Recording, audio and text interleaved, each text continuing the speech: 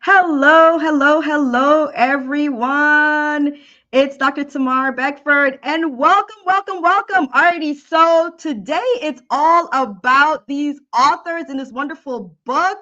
This is White Coats, Courageous Hearts, True Stories of Doctors Reclaiming Their Humanity in a System That Challenges It. Okay, so I'm very excited about this launch party that we're having. If you look on the screen, you'll see all the doctors here and everyone who's involved in this wonderful book. Alrighty, so this book is not just about having courageous hearts, but a lot of us have poured out some of our deepest, most vulnerable moments. And we're here to tell you all about it and to tell you why this chapter means so much. All of our chapters mean so much to us. Before we dive into it, I'm going to bring to the stage the person who is the mind, beautiful mind behind this wonderful, wonderful book. And she also has a lovely chapter in it. This is Miss Kim Downey. Hello, Kim. How are you? I'm good, Let me give you a Tamara. round of applause. Thank you so Alrighty, Kim. much. Thank you so much for putting together this wonderful book and this idea. So let me know what made you decide that, this project was so important for you to put together to highlight what was going on in healthcare because you yourself, you're not a physician, but you are in healthcare. So tell us why it was so important for you to do this. Sure. So, very briefly, I'm a physical therapist by training. And for those of you who don't know me yet, I had cancer 3 times recently, all since the pandemic. And one of my doctors took his own life, and I was devastated. And I felt a calling to support doctors. So, that's what I've been doing. And as part of that, I did start a YouTube channel. And all of you were guests on my YouTube channel. And my physician coach, Dr. Michael Hirsch, and I had a chat about perhaps compiling a book of physician stories. And then Emmy, who is here and we'll hear from, is an editor, and she approached me about doing that. And that's how it got started. And there wouldn't be a book if it wasn't for every single one of the 15 of you who have chapters in this book saying yes to being on my podcast and yes to being in my book. So you're in my heart. And I like to say a patient reached out to a doctor and they helped each other heal. That was the title of our article with Dr. Tony Avellino and I. And we also said that sometimes beautiful things can rise from the ashes of the saddest of things. And that's what's happening here. And every time a doctor shares their story, another doctor feels less alone. And everyone wins when physicians are well. And the last thing I'd like to say is that this book's dedication reads in loving memory of Dr. Steven Sferlaza, my irreplaceable radiologist. You will always have a special place in my heart. And along with all of you, I want to thank my own doctors and every one of you out there saving lives every day. You're greatly appreciated. So thank you. Oh, thank you so much. The real interest that comes from this is recognizing that in medicine, we have so many voices, right? But there's so many opinions and critiques that happen. But sometimes it's not very positive critiques. And then us who are working in the space, sometimes that constant negative critique, it bounds and it fills up, and it can really bring us down. So there's a time that we can feel in so much pain. But I love that this book is put into three parts. And the first part is from pain to purpose. Now, I'm going to bring on one of our authors, Dr. Todd Odin.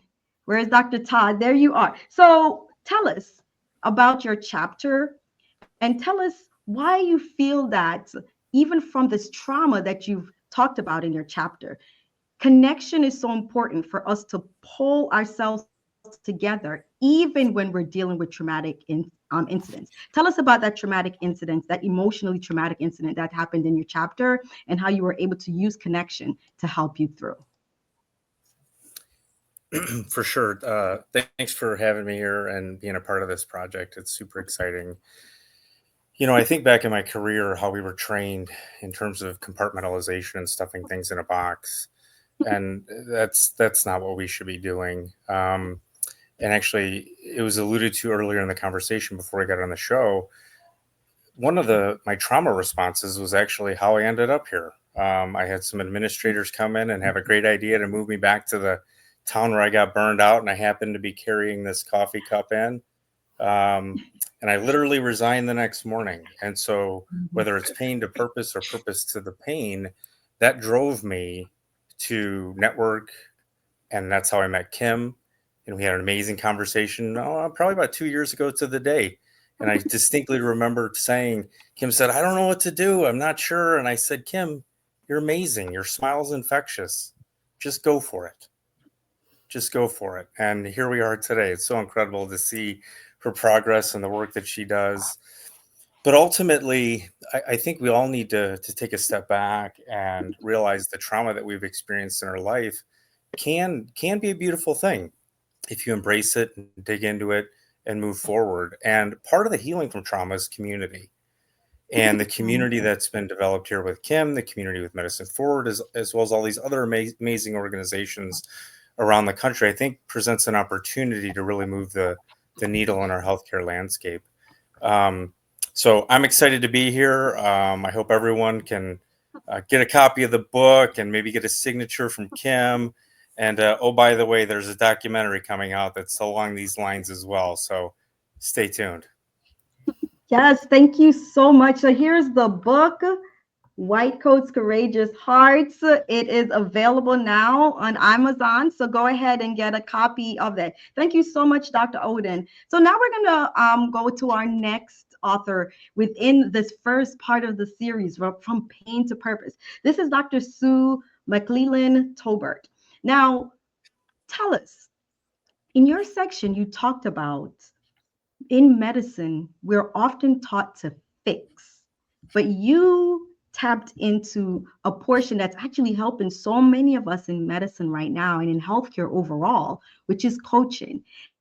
And you said one of the things about coaching is that you learn to move from fixing to serving.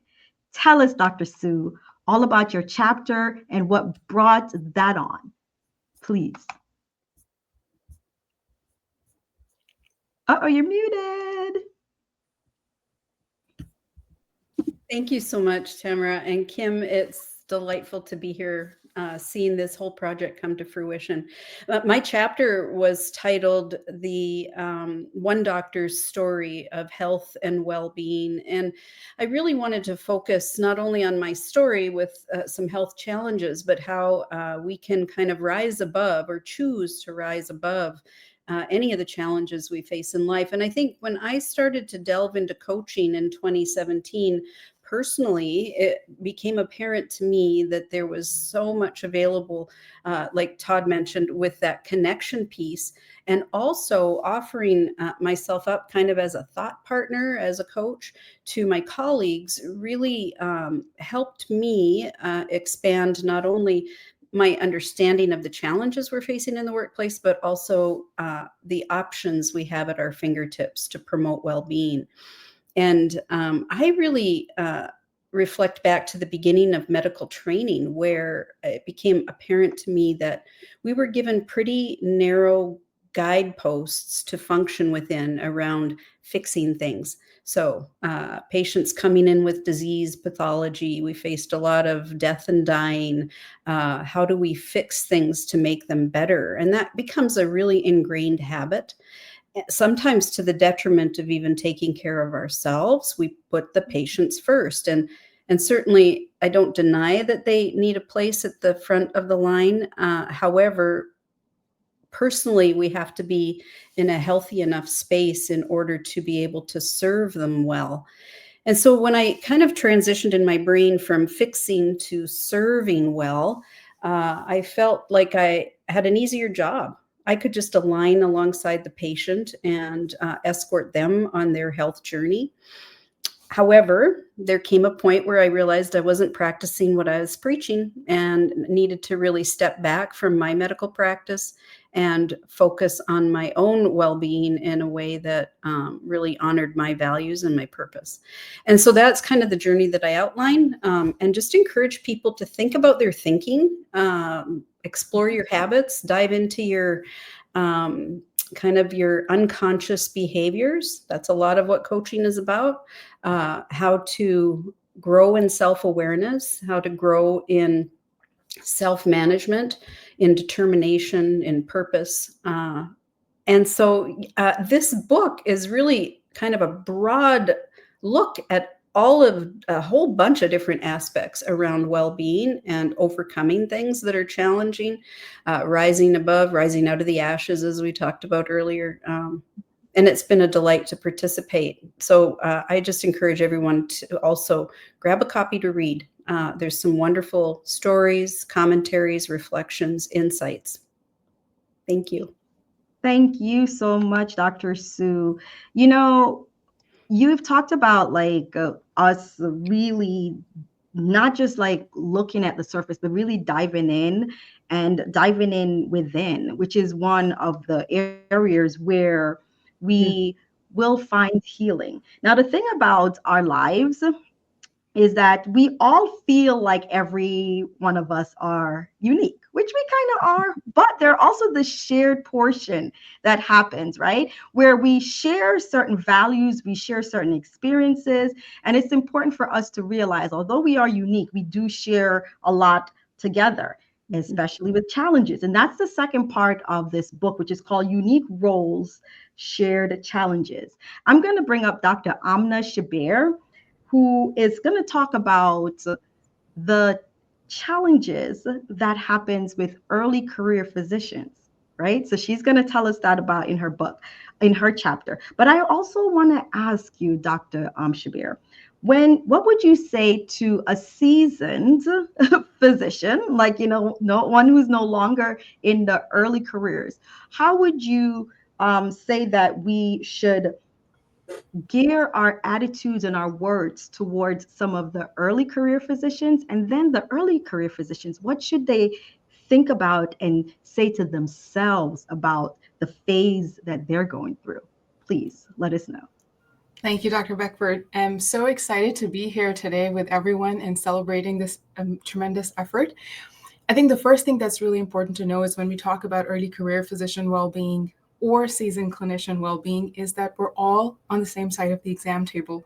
We're all in this together. It's not an us versus them. And so when we realize that we have shared goals, shared experiences, then we can create something beautiful. Then we can build bridges. What I would say to my seasoned clinician colleagues is to model humanity, not perfection. Your vulnerability is more powerful than your CV. Share the struggles that you faced and just model being a human. You need rest, you need breaks.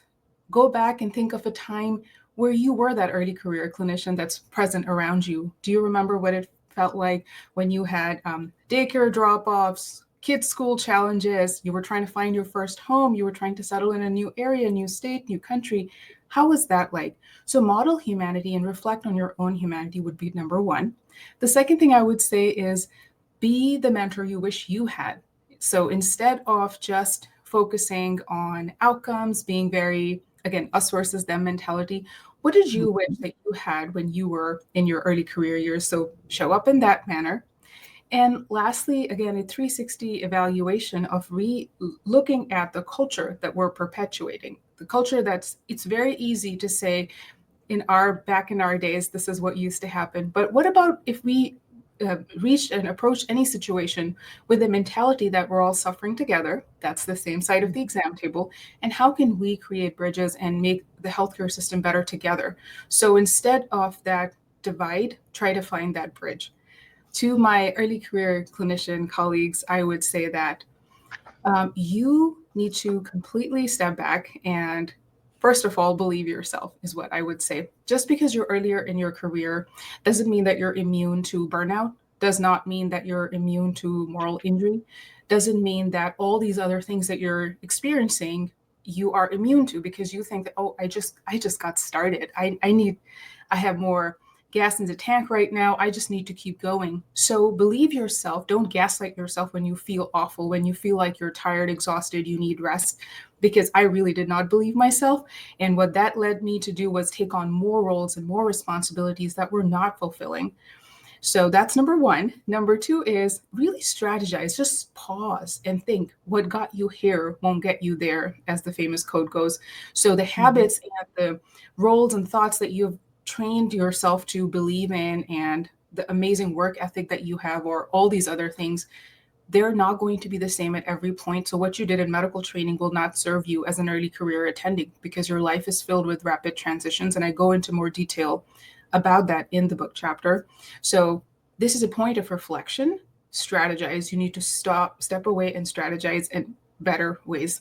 And the last thing I would say is don't wait for burnout, a horrible life event, or till you feel completely depleted to ask for help. Help is not a last resort. Help should be asked often, frequently, all the time, from using an app to deliver your groceries, to talking to a friend, a mentor, a coach, a therapist, your primary care physician, whatever that looks like. So don't wait to ask for help. Ask for help often and frequently. And I invite you to go and get this awesome book and read the whole chapter, as well as all these other amazing chapters that we've talked about. Love it, love it, love it. Thank you so much. Great advice. Great advice. Now, when you mention that, ask for help, ask for it often, remember as an early career physician that you should trust yourself. And it's really you trust in yourself that you belong within this community. Because sometimes early career physicians, sometimes, you'll get into this mind like, oh my God, I made it through. And then this imposter syndrome comes in. But we're all here together, right? And you belong. Now, there are different careers and within medicine, and some people are at the bedside, and then some people are not. But we all play a great role. Now, our next Dr. Alae Kawam, I have a quick question for you. You are considered the people's pathologist. One of the things that you mentioned, you said that most of us spend our days surrounded not by people who love us or care about us, but by coworkers trying to survive the same grind, which I think is a very powerful statement in the chapter. Now, when we think about that, like, help us to dive into your chapter, which really highlights not only how you as a pathologist feel the connection, but how you feel like us in medicine at the different phases and the different portions of medicine. Connecting and being connected together is a way for us to really move forward because we're all trying to survive it, like Dr. Amna said, together. So tell us a little bit about your chapter and why you even wrote that statement in that chapter. So, thank you so much. I am so excited to be part of this project. I'm so happy to see everyone here. It's so nice to see some, the familiar faces. So very grateful for this opportunity. Um, Being the people's pathologist, that's kind of like a passion of mine where I can basically bridge the like outside world, which is the patient and the clinician, with the laboratory. Now, nobody really knows what the laboratory does. A lot of medical decisions are based on lab results, but people just see numbers on a paper and they assume that this, just popped out of a machine. The reality is, or a biopsy result for that matter, the reality is that there is an actual human being like me, a pathologist, who's behind the scenes making these diagnoses or, QCing lab results or whatever the case is. Um, the idea is that, you know, we we we do a lot of work that is unseen. So for us, we kind of are disconnected. And I think one thing that I highlight in the chapter is about how when it comes to wellness, we do focus a lot on our clinical colleagues, which they do need the help. But as someone who's always detached from the outside world, it was time for, a pathologist to kind of join that group and have a voice for other, people in the laboratory, not just pathologists, but the laboratory techs, the histotechs, basically the people running the instruments in the laboratory. So for me, Mhm. it's not just about the patients, which are obviously the people that we serve, at the end, but there are, there's a whole other team in the background that's doing a lot of effort, and they need to be taken care of as well. So I feel like I'm not just for the patient, but I'm for the people, whether it's the histotechs, the clinicians, even sometimes clinicians come, ask us questions like, oh, can you explain this? Can you do this? Can you clarify this? So our role isn't just, diagnostics and sending out results, but really is to kind of bring, medicine together in the sense of like, how do we interpret things and make sense of what we know from the pathology side? There's a couple things that I delved into in the chapter. First and foremost, I think one of the biggest themes that a lot of us have touched upon is connection, whether that's connection with other people or connection with ourselves. So when we think of connection, Todd was saying how it's a healing force, and I totally agree with that. And I talk about that in the chapter. How we can kind of connect with other people, whether that's connecting with a patient as a pathologist, or whether that's connecting with a clinical colleague, or connecting with your coworkers. Um, just sharing that vulnerability, like Amna was saying, is a huge piece of this like healing process slash, I wouldn't even call it healing yet, but maintenance. It's just natural functions. So for someone who is disconnected in a certain sense, because I'm so distant and I just function in the laboratory, to be able to reconnect with everybody on some type of level is extremely meaningful. So another major theme that I think is being a part of what I call, or what's been, known as servant leadership. So what that means is to really, serve people as opposed to just have a vision and expect people to follow that vision. And I don't just want to stop here within the laboratory. I want people to think of servant leadership for healthcare at large. So healthcare systems, how can administrators and people who run the show on top really serve the people who are serving the patients? I advocate for that in the chapter, and it really comes down to rethinking our values, not just in terms of how can we squeeze the doctor and try to make a lot of money off of their work, but how can we support them and make them grow? And I think that's a really big theme. We talk about burnout. This is definitely one element of burnout, where we're basically exhausting people and overworking them. Um, so it's not just about connecting and leadership. Another thing that I talk about is how we rethink healthcare at large, and how can we integrate new technology, things like AI, to make our lives simpler and better, to offload certain burdensome tasks onto things like machines and AI and things like that can actually help us and streamline our workflow. Um, it's about being smart, not just working hard, and I think that's what the future is for. Um, so for me, this kind of chapter has helped me grow. I am an early career pathologist. So for me, it's establishing who I am and what I want to be in the field without being, you know, grounded, pounded to a pulse. So for me, this is a really good opportunity. I'm really happy to share this. I highly recommend everybody to get the book. Even if you're not a physician, I think that you should read the book, because I think there's a lot to learn for life in general. Thank you so much. Well said. Well said. You're mentioning that you see where the future of medicine, the connection is so important.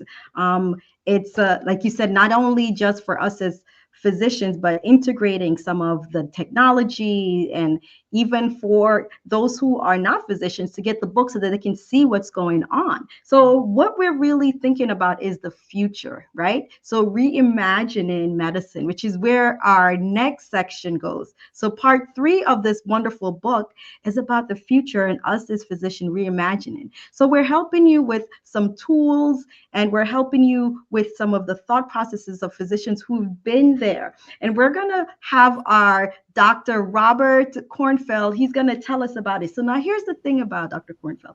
He was able to take back control, right? He took control of his life. He took control of his practice, and he did this holistically. And he's going to really tell us how the holistic care, he's been able to do that, and doing the direct specialty care, he's been able to pull back and, as you said, reimagine medicine and bring it back. So go ahead, Dr. Kornfeld, tell us how you did that. Well, thank you, Tamara. And also, Kim, thank you for involving me in this amazing project. I'm really glad and honored to be a part of it. So my story starts with burnout. And of course, I eventually went into a functional medicine direct pay practice. I'm an old dog. I've been at this a long time. And when I got into practice in 1982 after my residency, I literally had zero, and I mean zero, business training. I opened up an office and I started advertising. And before I knew it, people were flocking into my office. And I was trying to navigate what was happening between what I knew as a podiatrist, what I knew as a podiatric surgeon, and what I was trying to figure out in running my practice. And couple that with some of the lifelong issues I hadn't dealt with, I started to become rather overwhelmed.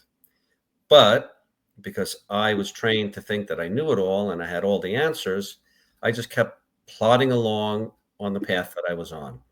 At a certain point, not knowing any better, I was up to 50, sometimes more patients per day as a solo practitioner. And little by little, I started to develop symptoms. And I'm going back to the 1980s. I was having anxiety. My heart was pounding. I was having chronic headaches. I couldn't sleep. I had GI problems. I was getting rashes all over my face. At one point, I thought I had MS. I started going to doctors. And the only thing I was getting were prescriptions. Here's an anxiety pill. Here's a digestive pill. Here's one for your pain. And I was getting side effects and I was not improving.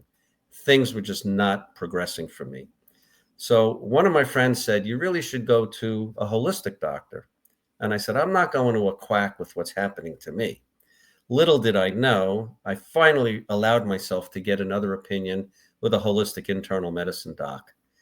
And he started asking me questions that no one asked me.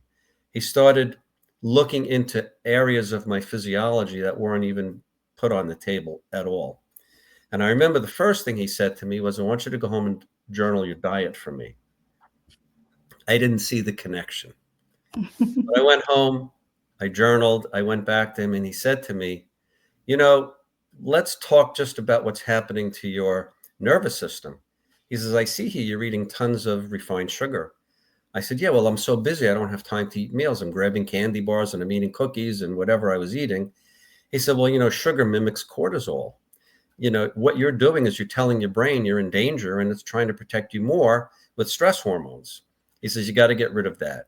And he did some lab work. And the long story short, after suffering for 3 years, and I mean really suffering, I was better in 3 months. The only thing I had to work on was what was going on up here. But I said to myself, I have to learn more about this. What they taught me was not enough. There's so much more to helping people and healing people. So I dove in and I started taking course after course and seminars and joining organizations and surrounding myself with doctors that were working through the holistic medical model. And the more I learned and the more I started applying it into my practice, the more excited I got. And it was going beautifully until the point at which insurance companies started to question what I was doing and told me that nothing I did was covered and they weren't going to pay. So now I had to figure out, how am I going to implement this without insurance coverage? So I started recommending it to patients as an option and explained to them that if they did this, it would be an out-of-pocket expense. And I started adding blocks of time in my schedule devoted just to those patients. So I started with a half a day, then a full day. Then when I got up to 2 days, it seemed like things were going really well. And then along comes this new offer called managed care. Didn't exist when I went into practice. But I thought, well, this would really work for me because it would be so much easier. I won't have to advertise the practice. I won't have to, do the things that I was doing to keep the practice lively and vital, because I was doing a lot of advertising for this functional medicine piece. And little by little, I think I joined up all the insurance companies around 1992.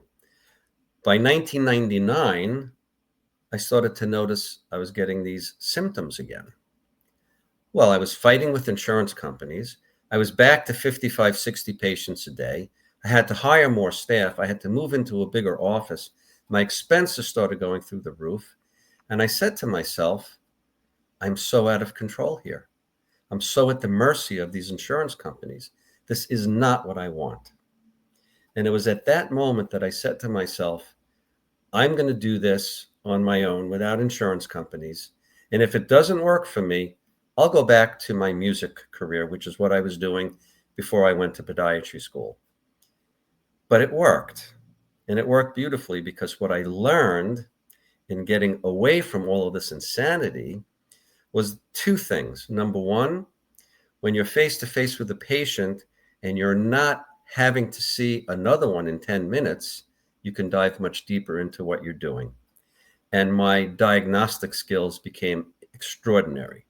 And figuring out what was wrong with all of these patients that were coming to me with chronic foot and ankle pain that no one else could help was extraordinarily exciting to me because I was helping people that no one else could help.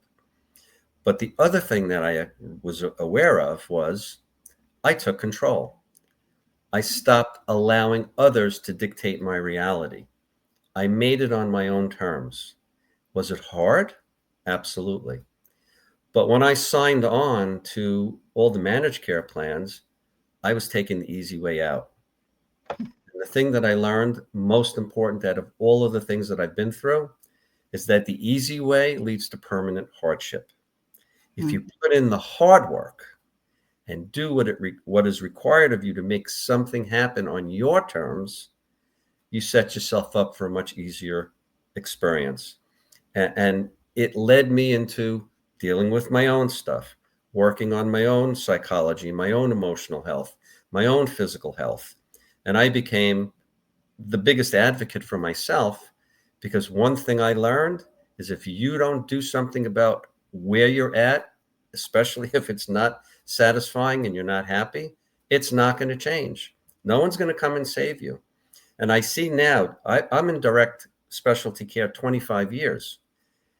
It's much worse than when I left. Doctors are suffering. I had burnout back then, but no one called it burnout because no one knew what it was.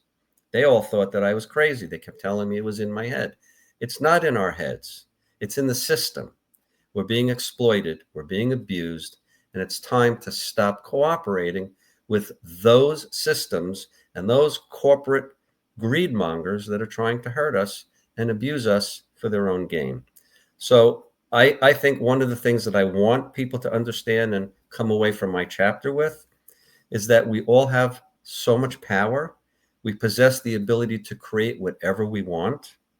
And I teach a course in which I kind of borrowed Einstein's theory of relativity, E equals mc squared, except I say execution equals motivation times consistency squared. You can be motivated, but if you're not incredibly consistent, you can't move the needle. Nothing changes. You have to make a commitment. And honestly, I see nothing better right now than moving into a direct care, direct specialty care type of practice, because we have to disempower the insurance companies. We have to grab that standard of care and put it back in the hands of people that were properly trained to apply it to patient care. I don't really know of a better system right now. I've been extraordinarily happy for the 25 years that I've been doing this. And it's led to so many other things that have enhanced my life and giving me the opportunity to do other things. So I can only say that those doctors out there that are going to read the book or that are here today joining us for this, you can do whatever you want. You don't have to do it by yourself. There's plenty of help out there, but you have to do something. Complacency doesn't move the needle. Love it. Complacency does not move the needle. I'm telling you, reimagining medicine. There is a future out there for taking back control and doing it your way, right? Now, our next doc really dives into one of the ways that we talked about moving the needle.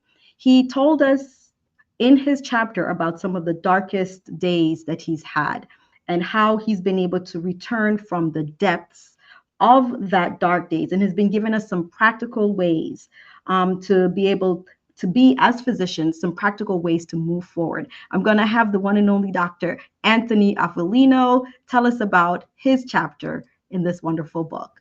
Thank you, Dr. Tony. All righty, great. Well, I'm actually very, very pleased to be here. And I met Kim probably about 3 years ago or so. And she's a truly remarkable person.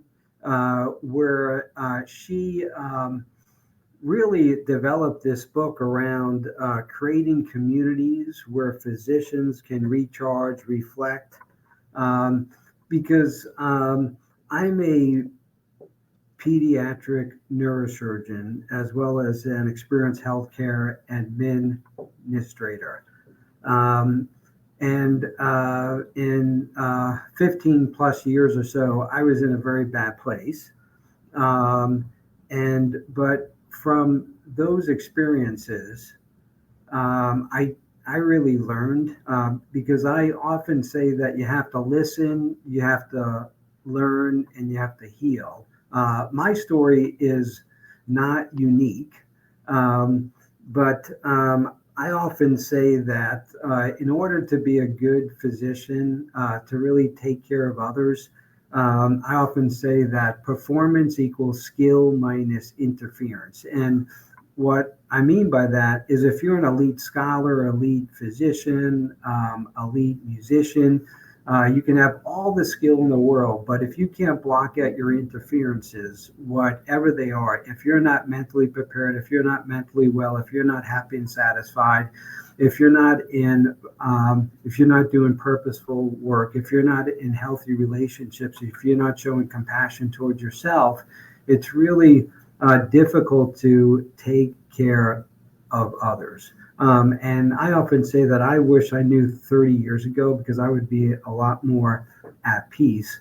And I think the powerful thing about this book is it's creating a community, it's creating stories to really help physicians and providers heal. Because being a physician is not easy, as others have said, is medicine has changed. When I went to medical school in the late 1980s, it was very, very different. But within my chapter is I would like to really leave people with is there's a few practices that one can cultivate where you can have greater peace, joy, and meaning. And over the years is my wife and I came up with a few things. And so first is take time for yourself and lead a peaceful life. Second, eat healthy, exercise regularly, and sleep. I would argue that sleep is one of the most powerful things that you can do. Three is commit to lifelong learning and remain open to having someone help you. Treasure family and friends. Respond positively to disappointment. Choose your outlook each day with intention, because I often say is you choose the type of day you have. And then last, smile, laugh, and celebrate the small moments. And so I encourage people to read this book because it's full of thoughtful stories that can truly change your life. Thank you so much, Dr. Avellino. Yes. So when we think about this, like we said, there are some ways that you can do on a daily basis to try to bring this way of reimagining medicine to life. One thing that you talked about is self-compassion, right? And our next author really dove into how important self-compassion is, especially for us physicians, because a lot of time, the last person we give compassion to is ourselves. Now, Dr. Joseph Sherman, you state in the book that when we cultivate self-compassion, we as physicians, as you're saying, we don't weaken our professional identity. We actually deepen it. And that's a statement that you made that really struck me in this book. So tell us a little bit about your chapter and then why that statement was even placed in it. You probably didn't even just put it in there just for me, but it really hit me. So tell me a little bit about your chapter and then why you came up with that statement. Yeah, first of all, I just want to echo everyone's sentiment and just express my gratitude for being included in this amazing group of healers and human beings. it's heartwarming to see a group of physicians of all specialties, all generations, all backgrounds coming together and speak and share our challenges, our joys, and our needs as human beings.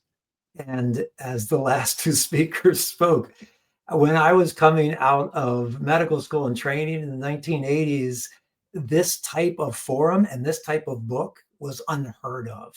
You did not talk about your needs. And in my chapter, Coming Home to Ourselves, Physician's Guide to Self-Compassion, Sustainable Care, I talk about physician identity and what it means to be a doctor. And I tell the story about coming together for my 40th medical school reunion and seeing all of these friends that I never knew as doctors. They were friends. They were people that supported me, that we had fun together. We played sports together. We put on shows. I listened to their talents, their creativity. I never have known them as physicians. And here we are 40 years as doctors. And this brings us together like we are human beings at our core and in our essence. And all the things that we were taught, that I was taught, and unfortunately continue to be perpetuated in medical training. This idea of self-sacrifice, put others first, put yourself last. This added on to my upbringing, my faith, my tradition, my culture. Self-sacrifice was driven into me. Stop feeling sorry for yourself. What is this idea of balance and self-care? This is what the wimps need, not you. And the idea that if I can help other people, and the more I work and the more I do, the more they'll thank me, the more they'll love me, and the better I'll feel about myself. And this hit that you keep going for, that dopamine hit, after a while, you just work, and you're exhausted. But we're all human beings. We need to take care of ourselves. And this makes us more present to our patients, more present to our families, and more present to our colleagues who we're working with. And the practice of self-compassion is something I had heard about mindfulness before, and I knew about mindfulness. I practiced mindfulness and meditation. But I remember one day I was driving my car down the highway and I heard this person, Kristen Neff, a psychologist, talk about this practice of mindful self-compassion. And I thought, what is this? This is kind of woo-woo stuff, It's like, put your hand on your heart, do this. But then she was a researcher and she says, this releases oxytocin. It's been proven by these research studies. This stimulates the vagus nerve, activates the parasympathetic. She was talking my language. And I thought, well, I better pay attention to this.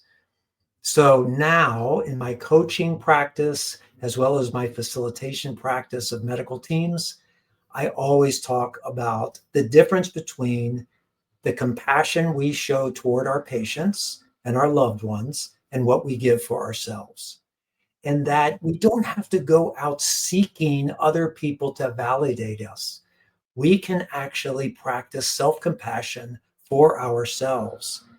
And this makes us, and it's been proven through research studies, it makes us more present to our patients, it makes us more present to ourselves, and it actually makes us better doctors and better colleagues to work with.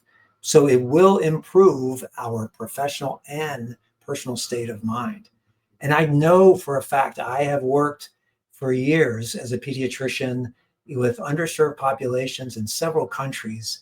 And now as I meet a patient or a family and I feel their suffering come into me, I have a practice where I can place my hand on my heart.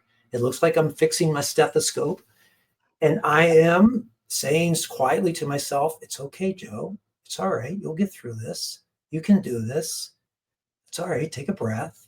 And I'm there and I'm present and I'm listening instead of going, when am I getting out of the office? How do I get out of here? When am I getting home? So it's an active practice that we can do to take care of ourselves and not have to go look outside for that same validation and love and appreciation and self-worth. I love it. You know, one of the part that I loved was when the way you described it about, hey, it looks like I'm moving my stethoscope. I said, huh, that is slick. I love that. Because if we think about it, a lot of times our stethoscopes are hanging over our necks, and we can definitely gently move that and tap into our hearts. Now, the next author on this section is yours truly, Dr. Tamara Beckford, where I talk. My chapter is titled The Morning That Saved Me, How One Small Decision Transformed My Life. And my chapter is about this thing that happened in 2020 that you guys might have heard about, which was the pandemic. So, for you all who don't know me, I'm an emergency medicine physician, and the pandemic is a time that we know that that's where all of those who are on the front lines, you had to be there. You had to be there no matter what. But I described that what saved me was a practice which we all have been talking about in some way, which is it incorporates the self-compassion that Dr. Joe talked about, the awareness and mindfulness that Dr. Tony and talked about, which is recognizing all of these and working on it initially before it became the thing to do, right? So during that time, I actually started, let me try to get myself out here so you guys can see me. So I actually started to work on I actually started working on what we call self compassion and personal development. It's now the big thing, right? Personal development. But at that time, no one really, you heard like, yeah, a little bit of Tony Robbins, but I went before the Tony Robbins. I was listening to the Zig Ziglars of the time, right? So the people who influenced all the ones who were there. And it was just very interesting to me. Like, wow, let me see what's going on. But little did I know I was preparing myself for this thing called the pandemic. So when it hits, I had the opportunity to have worked on myself. And one of the powerful ways I did it was preparing myself for the day. So I worked on what's called the morning routine. And that's what I talk about in the book, which is the first 30 minutes of this day. So the morning routine, which is your first 30 minutes of the day, we know is the most powerful part of your day. This allows you to step into the world and create the day that you want, right? But a lot of us, we go into the world and have the world create the day that the world wants on us, which is once you step in, as soon as you wake up, you start bombarding yourself with a lot of external input. But what is it that you're putting in? Are you inputting positivity, or are you inputting just whatever the world wants? Are you inputting the fear and anxiety of the world into your mind? Are you inputting enrichment? What is it that you're doing the first 30 minutes? And also importantly, for me, before that, I would just snooze my way. The snooze button and I were friends. And I did not let the first 5 minutes of the day be a day that I empowered myself. The first 5 minutes of the day was a swipe, which is 5 more minutes, swipe, snooze, 5 more minutes. And then when I did wake up, I listened or went on social media, listened to the pandemic. Oh, we had so much more people dying, dying, dying. All of that just, would have created anxiety. But because I worked on those first 30 minutes, my mornings were a source of strength, were a source of empowerment to get through the day. So when I stepped into the ER and chaos ensued, I stepped in with calmness, and which is what was needed, right? You needed that level-headed person, the person that can be there to help your anxious colleague, to help your anxious patient, to help the patients. I at one time had to intubate a husband and wife, and the husband extubated himself, which means that he pulled the tube out. And so I had to rush back and do that. Now, when you're in a situation like that, you want to be level headed. You want to be able to call and talk to the family and to let them know that the person that's taking care of their family member they care, and they're compassionate. But even more importantly, I had to realize that, as even Dr. Joe said, that I had to have compassion towards myself. And the morning routine was that, the way to stand and to say to myself, you're going to do well today. You're doing it. It's okay if you have a bad day. Next moment, you can take a few breaths in, and the next moment does not have to be like the moment that you're having right now, right? But all of that started with me making decisions on the day that I was having. The decision was, I'm going to have a great day. And how am I doing this? By implementing these simple steps. One, I'm putting my phone across the room. So as soon as the alarm goes off, I'm going to encourage myself, AKA force myself, to get up out of bed and to walk across that room. So now I've already incorporated movement. Once I get up, the likelihood of me going back to snooze has dropped tremendously. Two, I'm incorporating positive input immediately. The first 30 minutes is not about me looking at social media and wishing that I was wherever that other person is. It's not me getting this input of how negative and all these negativity that's coming in about, the world is ending. Oh my gosh, the economy is at this worst. No, I'm inputting what I know will build me up for the day. And three, when I incorporate movement and I step out into the world, I am responding. I am not reacting. So these are some of the steps that I was able to use and incorporate during the pandemic, and it's helped me to move forward. However, the morning that changed my life was the morning that I started to implement this before the pandemic started. So they said that when the opportunity exists for you to step on stage, it's too late if you have not prepared. You prepare ahead of time. And this and reading this chapter will help you, along with all the other chapters in this wonderful book. It helps you to prepare and prepare as physicians. And I even see someone else also in the chat that's watching this. She says that, I'm not a physician, I'm a lawyer, and just stumbling on this. But I feel like it applies to many professions. So, which is why we wrote something like this. So, yes, you're a lawyer and you're in a high stakes profession. These stories and these techniques apply to you, right? You're in any profession. If you're in any stage of life where you're feeling stressed, you're feeling like I'm ready to give up, you're feeling like externally no one understands, this book of stories shows you that people do understand and that you're not the only one going through it. We've really unraveled a lot of our deepest, darkest moments in this book to let you know, who are out there, that you're not alone. Now, next, I want to bring on one of the editor extraordinaire of this book to just tell us what she thought about this process in working with the physicians. And then before we let all our physicians go, we're going to just tap into and ask them if there's a story that they had to edit out because it was just too long. Like I want to pour everything in here, but I wasn't able to. So just tell us if there's a story that you wanted to tell, but you just weren't able to in this. So go ahead, start off. Go ahead, Emmy, pardon me, Emmy. I'm just going to have you tap in here and tell us all about your editing skills and what made you decide to go ahead with this wonderful project.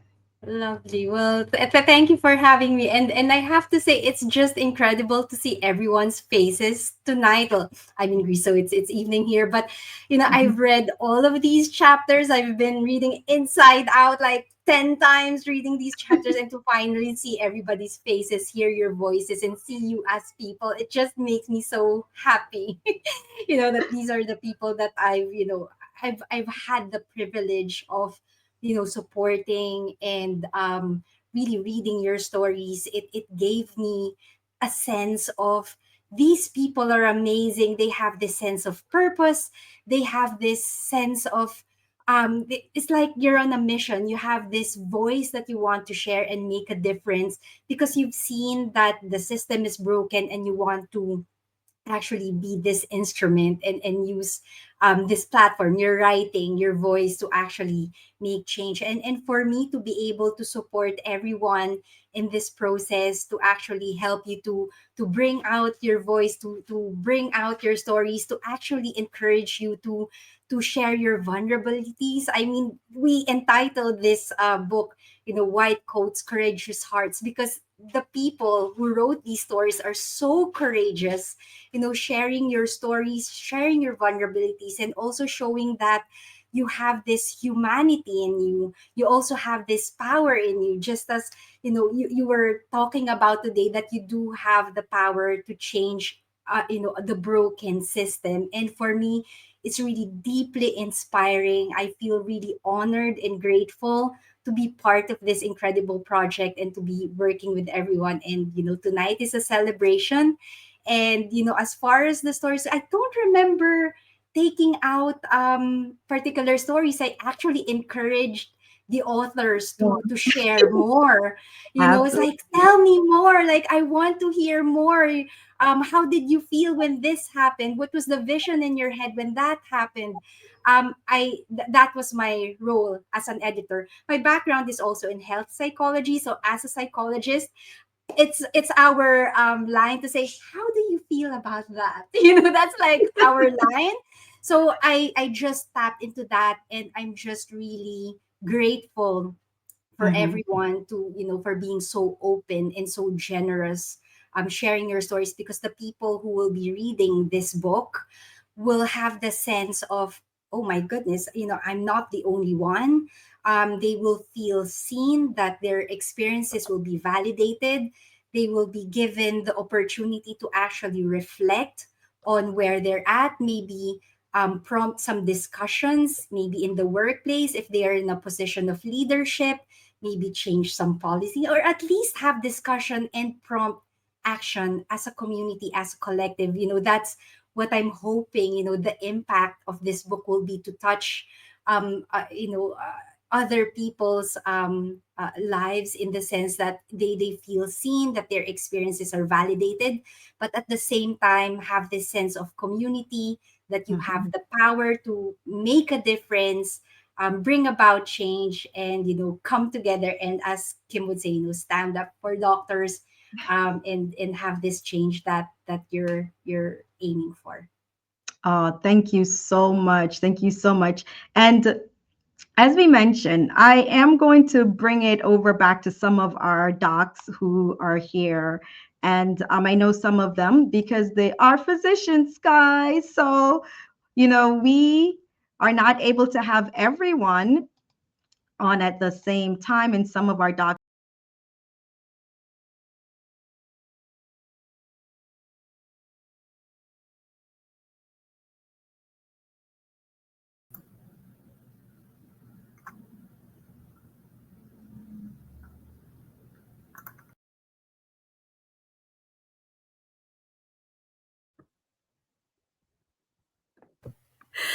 strange Looks reason. like our host dropped. She's coming I back. know.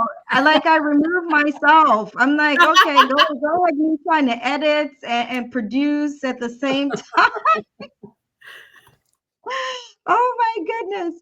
All righty. So Dr. Kawam, let me tap the correct spot to have you come on as a solo. Now tell me, was there a question, actually a story that came to mind? Now I know that you mentioned, like, being a pathologist, you're like, well, I don't really get as much bedside, but I'm here, and you're definitely a huge part of the healthcare system, because even a lot of us, when we think of pathology, we really are thinking about like autopsies, but then you mentioned like the blood work and so on. We are waiting for you as an ER doc. I'm always waiting for you. I'm like, but were there any stories that really that you had, but you edited out, that would have also tied into what we're talking about here, which is, the courageous hearts, and about this portion of the chapter that you are so like aptly part of, which is shared challenges, unique roles. Go ahead and tell us. Yeah, thank you for that. Wasn't so much my story as much as it was the stories of the people that I worked with. So the laboratory techs, I hope to represent them. Obviously, I'm just a pathologist, but I really want to take a moment to show them, like, to kind of bring their voices out to the open because they really don't have a voice. So hearing the laboratory techs, we had one of our histo techs who we were severely understaffed, like most places are. And I'll, talk a little bit about that in just a second, but a lot of places are severely understaffed. One histo tech, her family member, who was her sister, who was in her like mid 50s, got colon cancer and passed away. So, you know, it was a histotech who's cutting tissue all day. So if you're not familiar with what a histotechnologist does, so after somebody gets surgery, for example, they take out a piece of the colon that has a cancer, it gets processed and it gets made into slides, and then me, the pathologist, looks at those slides. So she's cutting tissue every day, right? She sees all these cases, whether it's from an endometrium, whether it's from a breast, whether it's from a colon, whether it's from an esophagus. She gets to cut tissue every day. And it was such, from my perspective, was like I could sense like the emotional like burden that she was suffering. Obviously her sister passed away, but like being around the human tissue that was just her job was also very stressful for her. So, like even how we see patients, unfortunately, like as when I was in med school and I got like face-to-face patient interaction, and our clinical colleagues every day, they do see patients suffering in action. So, like real time. And this was somebody who kind of had to like endure that, but also have to come back to the job. So, I just want to highlight the pain that other people go through too.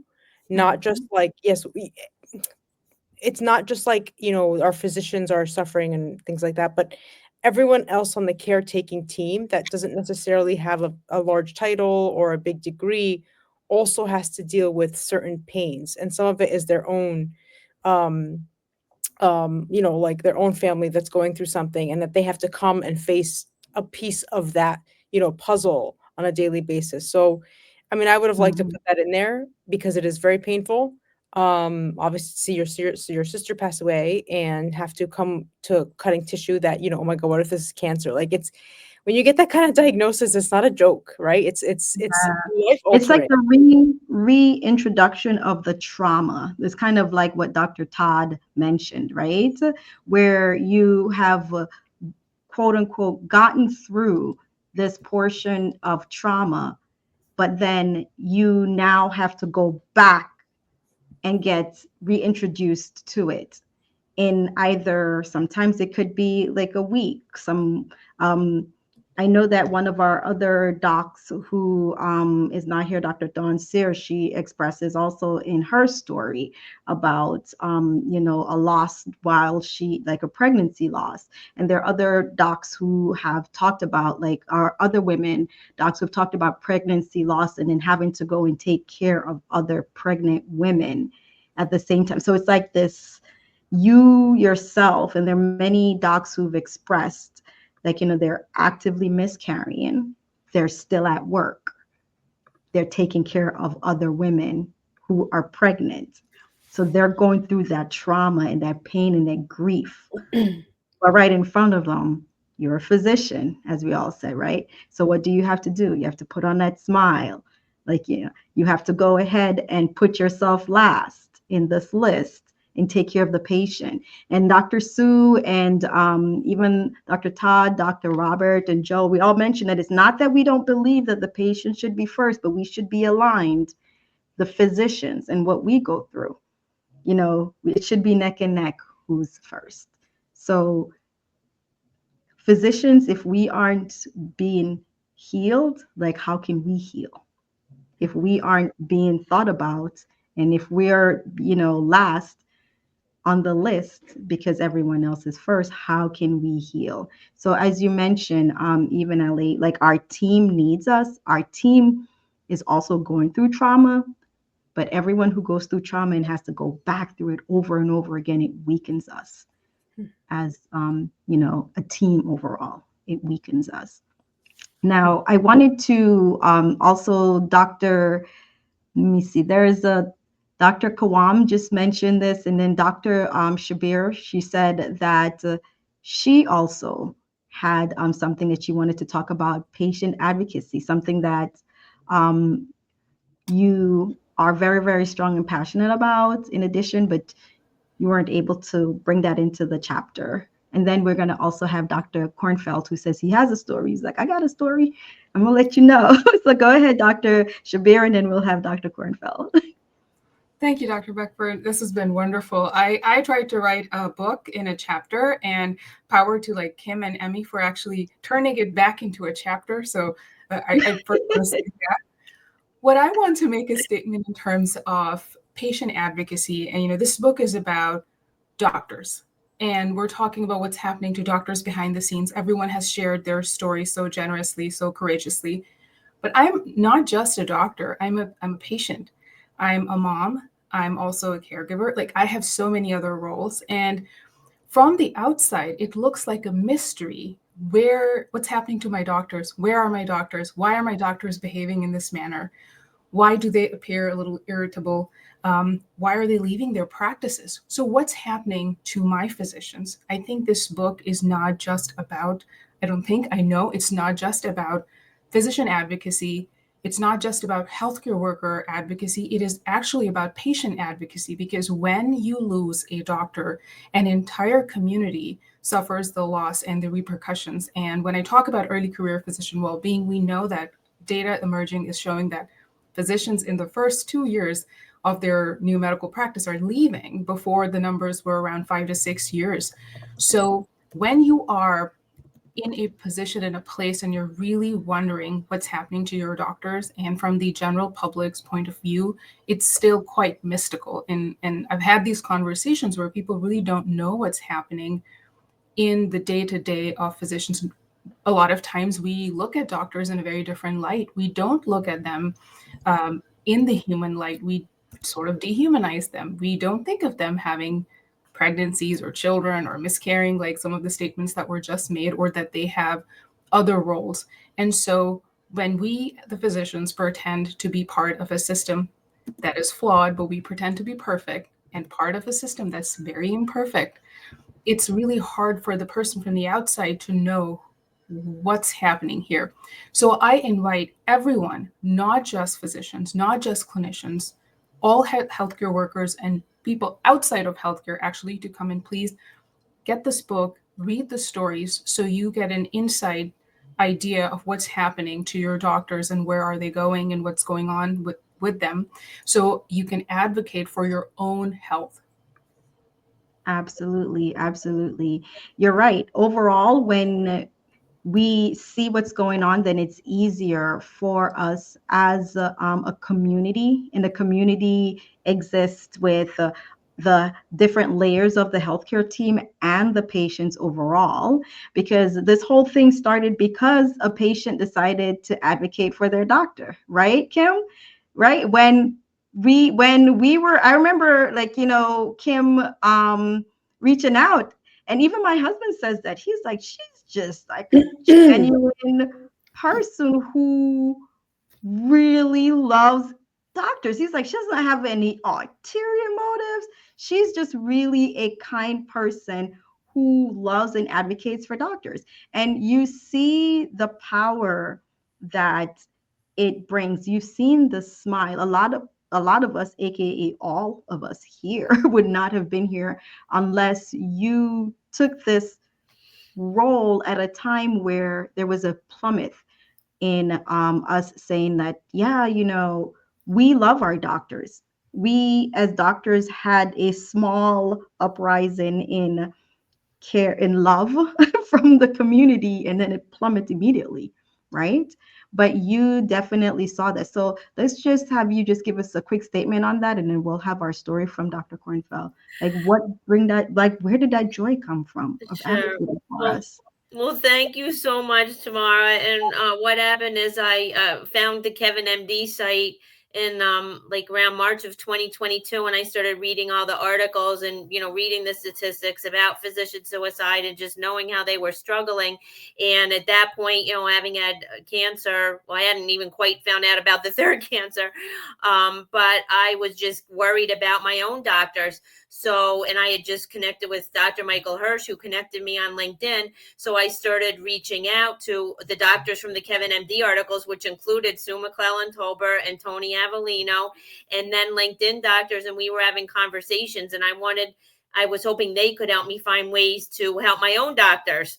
And that didn't really go very far in regards to, I couldn't find a way to become active in my local healthcare system, but they were also telling me that they thought I was meant to make a bigger impact, and you can make a bigger impact if you're not in the healthcare system. But I really didn't want to hear that. I'm like, I don't care about that. I just want to have my own doctors. But then I started listening to their stories and just finding ways to support them. And then through my YouTube channel, when when the doctors share their stories, it helps other doctors and it helps them heal.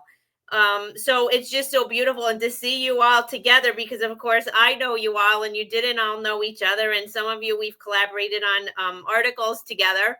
Actually, probably just about all of us at this point, I would say. And I'm just fighting back tears because it's just so beautiful, and I can't thank you enough, and I'm honored that each of you contributed. So just thank you from my whole entire heart. Thank you. Thank you for being an advocate and stepping in there. And you're right. I remember I was one of those people that says, I think you need to go broader. Yeah. Because I don't think that the area alone was not ready for you. And it's so funny how we see in others what they don't see in themselves, right? Now, Dr. Kornfeld, you said, hey, I got a story for you. Go ahead and tell us. Well, had I had more space in the chapter, I would have written about this. And this is something that I've come across many times because I do have a teaching institute. Anytime you're contemplating change, you're actually walking toward the unknown. And the first thing that brings up is fear. So I want to talk a little bit about the science of neuroplasticity, because this absolutely changed my life. When I had come out of burnout and I started to do different things, like I was exercising, I was eating a really good organic vegan diet, I was meditating, I was doing yoga, I was doing a lot of really good things for myself. But unfortunately, I had a hard scrabble childhood, raised by two parents who were narcissistic, that were very vocal about not being happy about being parents. They weren't emotional, they weren't effusive. I never really felt loved. I had a very low self-image, very low self-esteem, never felt I was worthy of love. And as I was going through the shifts and changes, and I started going to a lot of motivational speaking engagements and doing transformational workshops and things like that, I really became aware of my negative thinking. And I started to work on myself in a way that neuroscience explains. Because by the time we're 7 years old, our subconscious is pretty much almost totally programmed. So whatever we take from that early time of our life, if we drag it into adulthood, we have to realize we were surrounded by giants who were always telling us what to do. We weren't allowed to make decisions. We would get yelled at if we didn't cooperate. I mean, we're programmed to think that we don't have the answers. We're programmed to think we're not okay all by ourselves. So in addition to all the things I was doing, I decided I'm going to reprogram my subconscious, because if I don't, that little child within me, that little Bobby that I grew up, in my early years, is going to run my adult life. So I began telling myself all the things I wish I had been told growing up. I filled my day with positive affirmations. I stood in front of the mirror and I recited them to myself. I'd smile at myself. I would always replace a negative thought with a positive one. And it built a new subconscious attitude that I had. I started to feel worthy. I started to feel like I could accomplish anything. That reprogramming definitely took a few years, no question, but I was really consistent with it.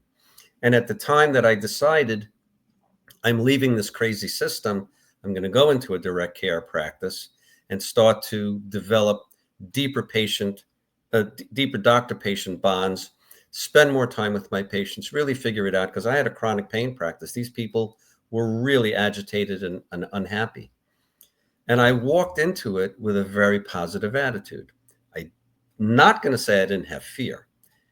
I think everybody that goes to change anything is going to have fear. The question is if the fear is going to stop you or if you're going to push past it. And the way to push past it is to reprogram what you believe about yourself. Because if you fear failure, you're going to stay stuck in a system that you're not happy with. So what's your choice? You stay stuck and unhappy, or you confront your fears and push past them. And I would have spoken a lot about it in my chapter, because I think so many doctors that call and inquire about my course tell me the same thing over and over again. I don't think I can do it. I don't think I'd be successful. I'm afraid I'll fail. My patients will never pay me. They hit me with negative after negative after negative. And I'll say to them, okay, I get that you're afraid of failing, but what would it be like if you succeed? Absolutely. And if you want to succeed, you can't let your fear stop you. You can't convince yourself before you start something that it's not going to work out. You have to convince yourself that you're going to succeed. And with that positive mental attitude, with that constant reassurance that you can accomplish anything that you want with motivation and consistency, you're going to get there. I didn't get there alone. I had people helping me. I had to go for help. I had to do the things I had to do because I didn't have the resources within me. If I did, I wouldn't have been so insecure to start with, right? But I think we all have the capacity to reprogram our subconscious and eliminate the childhood thought that we're not in control, that we have to cooperate. Otherwise, we're going to get ostracized. Otherwise, people are going to say terrible things about us. Otherwise, we could fail. All of that has to disappear, because you realize now, and I'm 70 years old, life's getting shorter for me, but I look back at the life that I left behind when I was much younger, and had I done nothing to change my mental attitude, I would have spent my entire life miserable, working in a system where I had to constantly deal with exploitation, abuse, consistently lowering the reimbursements on me, accepting a prior approval and then rejecting the claim that was submitted. None of this makes sense. And yes, it's the patients that suffer as well. We all suffer. The system is making us all suffer. But let's pull it all together. Let's take responsibility for ourselves. Let's make the changes within us that we have to make. That's how we change everything on the outside. And that's why I'm so happy to be in this group of forward-thinking doctors who've done this for themselves, who've taken the opportunity and seized the moment to be real, authentic, and communicative, because this is how we create community of change. This is how we support each other. And again, I want to thank Kim for putting this all together, for Emmy for her amazing editing, Tamara for this beautiful launch. This is just a joy for me, because I've been involved in this for so many years, wishing that the rest of medicine would jump in with me, and it's finally happened. And I'm ever Yes, so grateful. we're here. We are here. Yes. Thank you for fighting that fight, though, Dr. Kornfeld, because if you had not been fighting that fight, then the mindset would not have been out here, right? So, sometimes it takes one person to be a visionary, to say yes. When everyone says that you're crazy, this will never work, you said, why not? Well, let me just go ahead and just see the results. And because of your determination to do something when it wasn't popular, we're here at this point. So, right. Dr. Sherman, you said that, hey, I got a little something I want to add. So go ahead, tell us. And then after that, we'll end off with Dr. Auden before we end this wonderful launch. Go Sure. ahead. This is wonderful to be able to hear all the stories and everything. And thank you so much, Kim. You're a rare breed. There aren't too many, doctor advocates out there. I often say, when I talk to my families, my friends that are going for medical care, and they're saying, I can't get an appointment, my doctor's all grouchy, they're not playing. And I said, ask them how they're doing. Just flip the tables a little bit and say, I hear it's kind of tough for you. Yeah, what's it like these days? And you'll get much better service, much better. Kind of backhanded, but it'll work.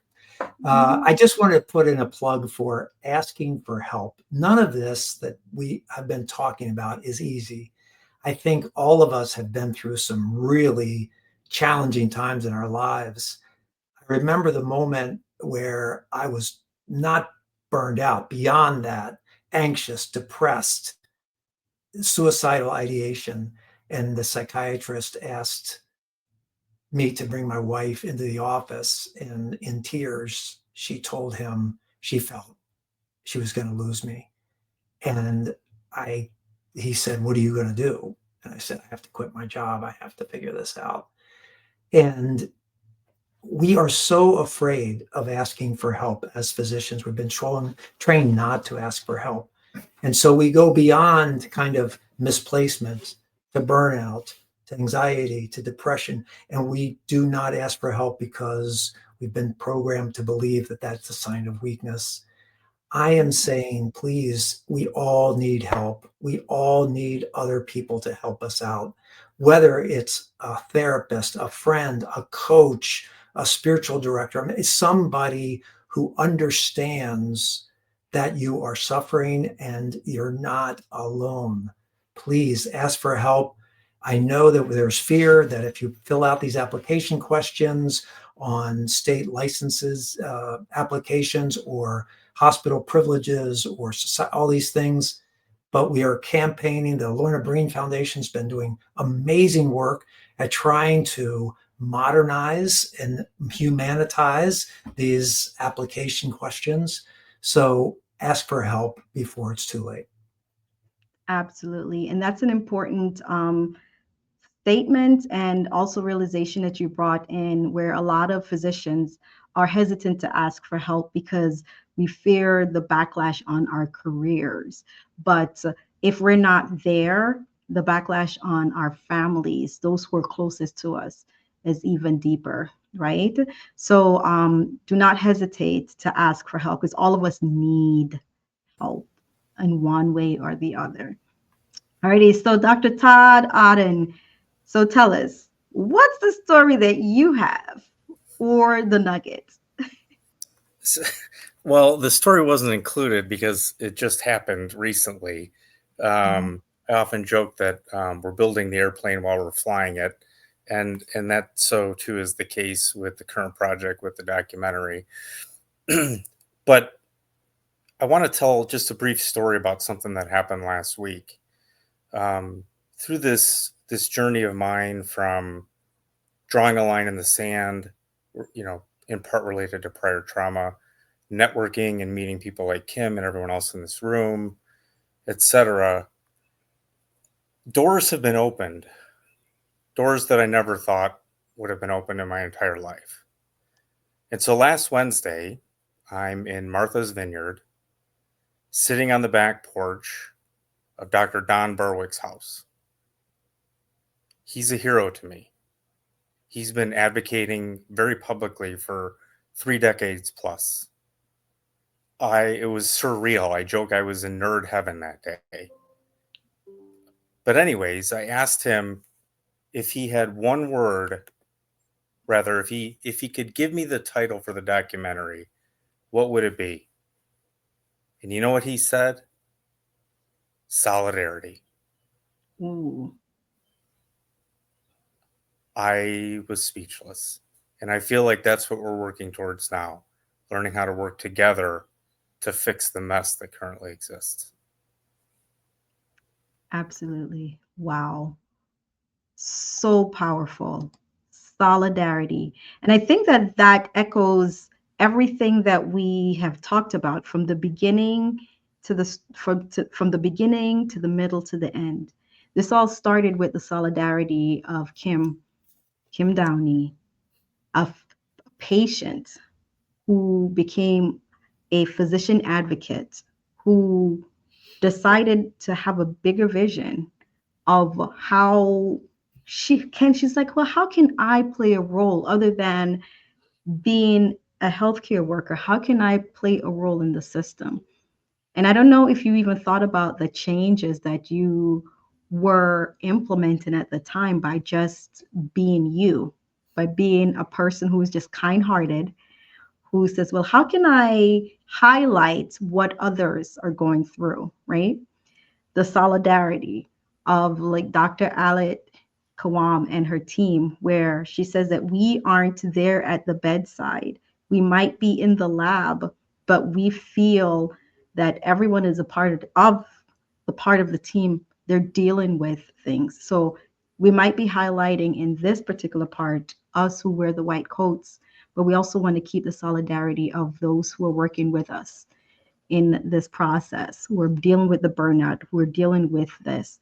And then, like you said, Dr. Auden, solidarity in that it's been 30 years that we've had a physician, and one of them is also here, right? Dr. Kornfeld, 30 years. Dr. Joe, we had Dr. Avellino here also, who said that there's more to medicine than the taking care of the patient. There's a whole sector in why aren't we looking at helping those who are taking care of the patients? People didn't believe in it at first because doctors are supposed to be stoic. We were supposed to be the ones that were invincible. But even as Dr. Amna Shabir mentioned, we are humans. We go through the same trials and tribulations. It just so happened that we wear a white coat, either physically or for some of you guys, you see us imagining us in a white coat. But within our heart, we bleed.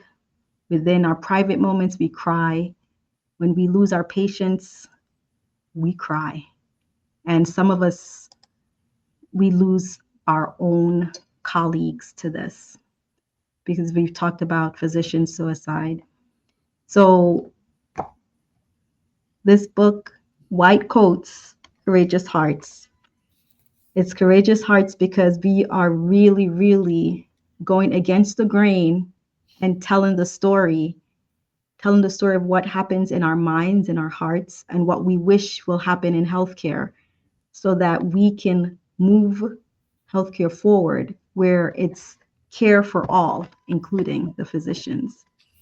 I want to thank all of you who have been watching this wonderful book launch on Facebook, on LinkedIn, on YouTube.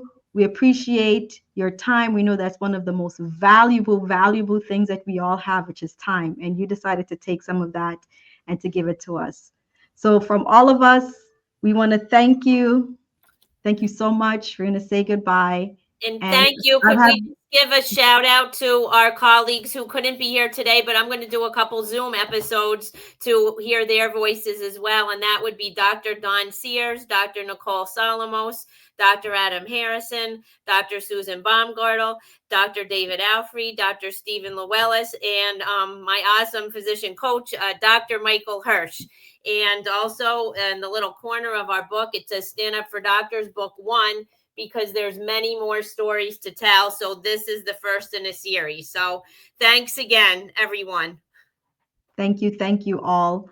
We are gonna say good night, good day, good afternoon, wherever you are watching us today.